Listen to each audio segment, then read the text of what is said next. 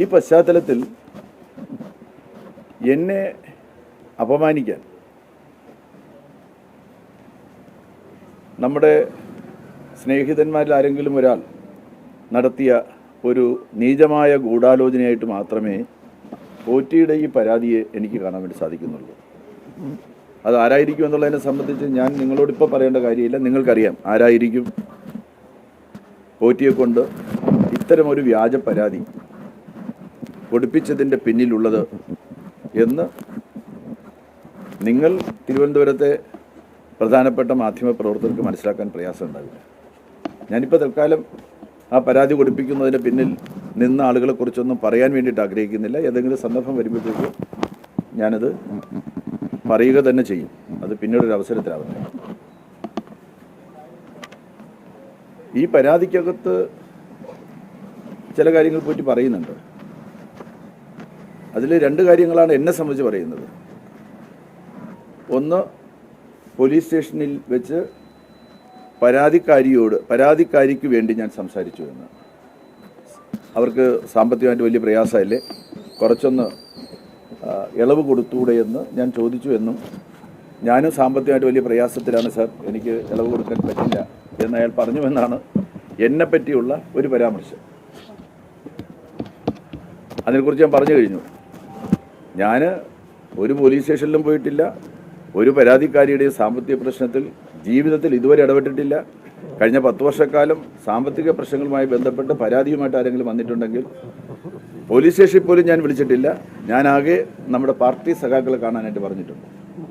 ആ പ്രദേശത്തെ ഞങ്ങളുടെ പാർട്ടി സഖാക്കളെ കാണുക, അവരുമായിട്ട് ബന്ധപ്പെട്ട് എന്തെങ്കിലും സാമ്പത്തിക പ്രശ്നങ്ങളുണ്ടെങ്കിൽ ഇടപെട്ട് പരിഹാരം കാണുക എന്ന് പറഞ്ഞ് പാർട്ടി സഖാക്കളുടെ അടുക്കൽ മാത്രമേ ഞാൻ അയച്ചിട്ടുള്ളൂ. പാർട്ടി സഖാക്കളോട് ഞാൻ പറഞ്ഞിട്ടുണ്ട്, ഇങ്ങനെ ഒരു പ്രശ്നം വന്ന് പറയുന്ന ആളെ ഞാൻ അങ്ങോട്ട് അയച്ചിട്ടുണ്ട് എന്ന് പറഞ്ഞിട്ട്. ഞാൻ ഒരിക്കലും അങ്ങനെ ചെയ്തിട്ടില്ല.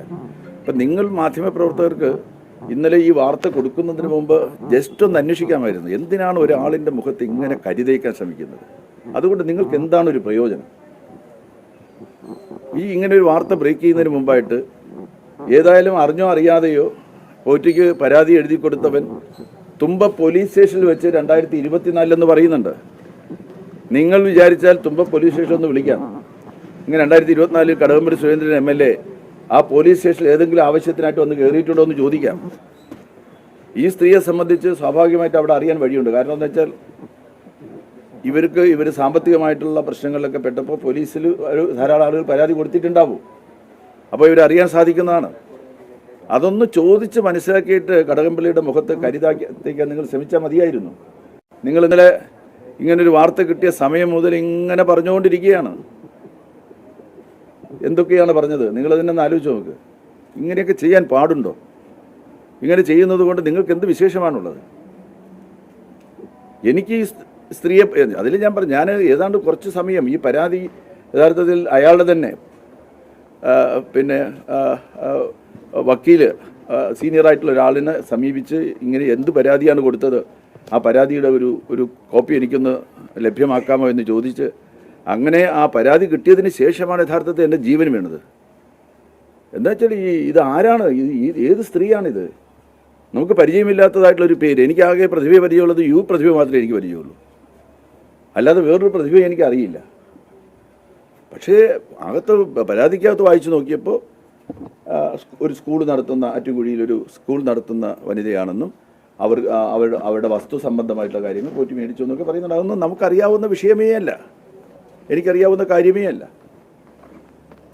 സാമ്പത്തിക പ്രശ്നങ്ങൾ അവർക്കുണ്ടായിരുന്നു. അങ്ങനെ ഒരു സ്കൂൾ നടത്തുന്ന ആൾക്ക് അങ്ങനെ സാമ്പത്തിക പ്രശ്നങ്ങൾ ഉണ്ടായിരുന്നു എന്ന് ഞാൻ കേട്ടിട്ടുണ്ട്.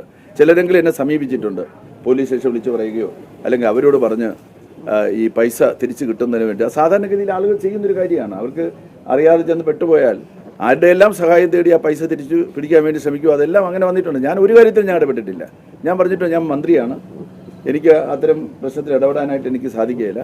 നിങ്ങൾ പോയി ആ പ്രദേശത്ത് ഞങ്ങളുടെ രാജൻ എന്ന് പറയുന്നൊരു നേതാവുണ്ട്, അദ്ദേഹം കൗൺസിലറായിരുന്നു, നല്ല സ്വാധീനമുള്ള ഒരാളാണ്, ഈ സ്കൂളുമായിട്ട് അടുത്ത ബന്ധമുള്ള ഒരാളാണ്. ഈ സ്കൂളിൻ്റെ പേര് തന്നെ മോഹൻ മെമ്മോറിയൽ സ്കൂൾ എന്നാണ്. രാജനും മോഹനും തമ്മിൽ അടുത്ത കൂട്ടായിരുന്നു. അവർ രണ്ടുപേരും കൂടെ രാവിലെ ഇന്നലെയാണ് ഞാൻ രാജനോട് ചോദിച്ചപ്പോൾ രാജൻ ആ കാര്യങ്ങൾ പറഞ്ഞത്. രണ്ടുപേരും കൂടെ രാവിലെ നടക്കാൻ പോകുമ്പോഴത്തേക്ക് കരക്കുട്ടം റെയിൽവേ സ്റ്റേഷൻ്റെ പരിസരത്ത് വെച്ച് നെഞ്ചുവേദന വന്ന് ഈ അയാളുടെ കൂട്ടുകാരനായിട്ടുള്ള മോഹൻ മരിക്കാനുണ്ടായത്. അപ്പോൾ ആ മോഹൻ്റെ പേരിലാണ് ഈ സ്കൂൾ ആരംഭിച്ചതെന്നും രാജൻ ധാരാളമായിട്ട് ആ സ്കൂളിനെ ഹെൽപ്പ് ചെയ്തിരുന്നു എന്നൊക്കെ രാജൻ പറയുന്നുണ്ട്. പിന്നെ രാജൻ അറിയാതെ തന്നെ സാമ്പത്തികമായിട്ട് ഒരുപാട് ഇടപെടലുകളിൽ അവർ വിട്ടുപോയെന്നും അങ്ങനെ ആ സ്കൂൾ പൂട്ടി പോകേണ്ടതായിട്ട് സാഹചര്യം വന്നു. ആ വീട് തന്നെ വിറ്റു, പിന്നെ വേറെ ആൾക്ക് വിറ്റു, അങ്ങനെ വിറ്റപ്പോൾ അവിടെ വേറൊരു സ്നേഹിതൻ്റെ പേരിലാണ് ആ വീടിരിക്കുന്നത്. ഇതൊക്കെ ഇന്നലെ ഞാൻ മനസ്സിലാക്കിയ കാര്യമാണ്. നിങ്ങളിങ്ങനെ ഒരു വാർത്ത ബ്രേക്ക് ചെയ്തപ്പോൾ അതിൻ്റെ പിന്നിൽ എന്താണെന്ന് മനസ്സിലാക്കാൻ വേണ്ടി ഞാൻ ഇന്നലെ നടത്തിയ പരിശ്രമമാണ്. അതാണ് ഇന്നലെ ചിലർ ഉടൻ തന്നെ ഒരു പ്രതികരണം തരേണ്ടതെന്ന് വെച്ചാൽ ഞാൻ ഇങ്ങനെ പ്രതികരിക്കാനായിട്ട് എനിക്ക് അറിയില്ലല്ലോ. ഇത് ഈ തെരഞ്ഞെടുപ്പിൽ ഏത് വിധേനയും വിജയം കരസ്ഥമാക്കണമെന്ന് പറഞ്ഞുകൊണ്ട് രംഗത്ത് വന്നിട്ടുള്ള ചിലരാണ് ഈ വ്യാജ പരാതിയുടെയും വ്യാജ വാർത്തകളുടെയും പിന്നിലുള്ളത്.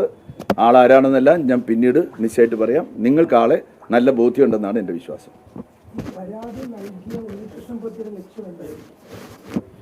അത് ഉണ്ണികൃഷ്ണൻ പോറ്റിയോട് തന്നെ ചോദിച്ചാൽ മതി.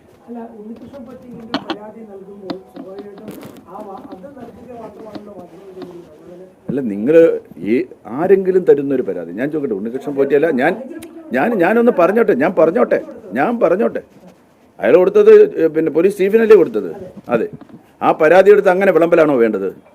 ഏറ്റവും പ്രധാനപ്പെട്ട ഒരു കാര്യം എന്താ, നിങ്ങളുടെ മുന്നിൽ ആ പരാതിയിൽ ഒരു വരിയുണ്ട്. എന്താ, പോലീസ് സ്റ്റേഷനിൽ വെച്ച്, തുമ്പ പോലീസ് സ്റ്റേഷനിൽ വെച്ച് MLA സാന്നിധ്യത്തിൽ സാമ്പത്തിക ഇടപാടുകാരുമായിട്ട് ബന്ധപ്പെട്ട് ചർച്ച നടന്നു എന്ന് പറയുന്നുണ്ട്. നിങ്ങൾക്ക് മിനിമം ആ പോലീസ് സ്റ്റേഷൻ ഒന്ന് വിളിച്ച് ചോദിക്കാമല്ലോ സ്നേഹിത, ചോദിക്കാമല്ലോ. വിളിച്ചെന്നപ്പോൾ അവർ പറഞ്ഞോ ഞാൻ അവിടെ ചെന്നിരുന്നു എന്ന്? ആ കാലത്തുണ്ടായിരുന്നവരല്ലെന്നല്ല, അവിടെ ഏത് കാലത്തുണ്ടായിരുന്നവരാണെങ്കിലും അവർക്ക് 5 മിനിറ്റ് കൊണ്ട് അവിടെ വരുന്ന ആളുകൾ ആരൊക്കെയാണെന്ന് മനസ്സിലാക്കാൻ പറ്റും. ഒരു MLA വരികയാണെങ്കിൽ കൃത്യമായിട്ട് മനസ്സിലാക്കാൻ സാധിക്കും. ആ കാലത്തുണ്ടായിരുന്നവർ എല്ലാവരും വേണമെന്നില്ല, കുറച്ച് പേരെങ്കിലും ഉണ്ട്. ഞാൻ ഇന്നലെ വിളിച്ചപ്പോൾ അവർ പറഞ്ഞല്ലോ അങ്ങനെ ഒരു സംഭവമേ നടന്നില്ല എന്ന്. നിങ്ങൾക്കും അറിയാം സംഭവം നടന്നില്ല എന്ന്. നിങ്ങൾ എൻ്റെ മുഖത്ത് കരിവാരി തേക്കാൻ വേണ്ടി ബോധപൂർവ്വം നടത്തിയ ശ്രമം. കുഴപ്പമില്ല, നിങ്ങൾ നടത്തിക്കോ, ഇനിയും നടത്തിക്കോ. ഇനിയും പരാതികൾ പലരും തരും. ഈ തെരഞ്ഞെടുപ്പിൻ്റെ വിവിധ ഘട്ടങ്ങളിൽ വിവിധ പരാതികൾ തരും. ആ പരാതികളെല്ലാം നിങ്ങൾ എൻ്റെ മുഖത്ത് കരിവാരി തേക്കാൻ വേണ്ടിയിട്ട് നന്നായിട്ട് ഉപയോഗിച്ചോ. ഞാൻ ജനങ്ങളുടെ മനസ്സിലാണ് സ്നേഹിത, നിങ്ങളത് മനസ്സിലായിക്കോ. ഈ കഴക്കൂട്ടം മണ്ഡലത്തിലെ എല്ലാ വീടുകളുമായിട്ട് എനിക്ക് ബന്ധമുണ്ട്. ഞാൻ അവിടെ മനസ്സിലാണ്. നിങ്ങൾ എത്ര കരിവാരി തേക്കാൻ ശ്രമിച്ചാലും ശരി, അതൊന്നും നടക്കാൻ പോകുന്നില്ല. എന്താ ഇതെന്ന് മനസ്സിലാക്കേണ്ടത് നിങ്ങൾ തന്നെ പറ. എനിക്ക് യാതൊരു ബന്ധവുമില്ലാത്തൊരു കാര്യം. പോലീസ് സ്റ്റേഷനിൽ ചെന്ന് ഞാൻ ഈ ഒത്തുതീർപ്പുണ്ടാക്കിയെന്നൊക്കെ പറഞ്ഞാൽ അതിൻ്റെ പിന്നിലെ ഗൂഢാലോചന എന്താണ്? SIT എന്ന് പറയുന്നത് നിങ്ങൾക്കറിയാമല്ലോ. അദ്ദേഹം അതിനകത്ത് ഈ പോറ്റി ഇതിനകത്തൊരു കാര്യം പറയുന്നുണ്ട്. SITക്ക് എന്തോ ഒരു ഭാഗം പറയുന്നുണ്ട്. SIT എന്ന് പറയുന്നത് ഹൈക്കോടതിയുടെ നിരീക്ഷണത്തിൽ ഹൈക്കോടതി നിയോഗിച്ചതായിട്ടുള്ള ഒരു സംവിധാനമാണല്ലോ. സംസ്ഥാന പോലീസ് ചീഫിനോ അല്ലെങ്കിൽ സംസ്ഥാന ആഭ്യന്തര മന്ത്രിക്കോ അവർ റിപ്പോർട്ട് ചെയ്യേണ്ട കാര്യമില്ല. ഞാനൊരു പരാതി കൊടുത്താൽ അല്ലെങ്കിൽ ഞാനൊരു ഗൂഢാലോചന നടത്തിയാൽ എന്തെങ്കിലും ചെയ്യാൻ വേണ്ടി പറ്റും. ഞാൻ അതിനെക്കുറിച്ചൊന്നും കൂടുതൽ പറയുന്നില്ല പ്രിയമുള്ളവരെ. എനിക്ക് ഇത്ര കാര്യമേ പറയാനുള്ളൂ.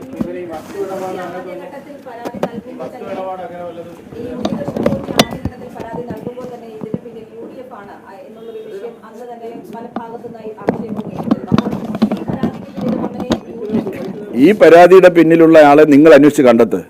എനിക്കറിയാം. ഞാനിപ്പോൾ പറഞ്ഞാൽ അത് ഇപ്പം ശരിയാവില്ല. ഞാൻ നിങ്ങളോട് പറയുന്നുണ്ട്. 1-2 ആഴ്ചക്കകത്ത് ഞാൻ നിങ്ങളോട് പറയുന്നുണ്ട്. എനിക്കറിയില്ല, എനിക്കതൊന്നും അറിയില്ല. ഈ പരാതി ഒരു പ്രത്യേക ലക്ഷ്യത്തോടു കൂടി ഉണ്ടായ പരാതിയാണ്.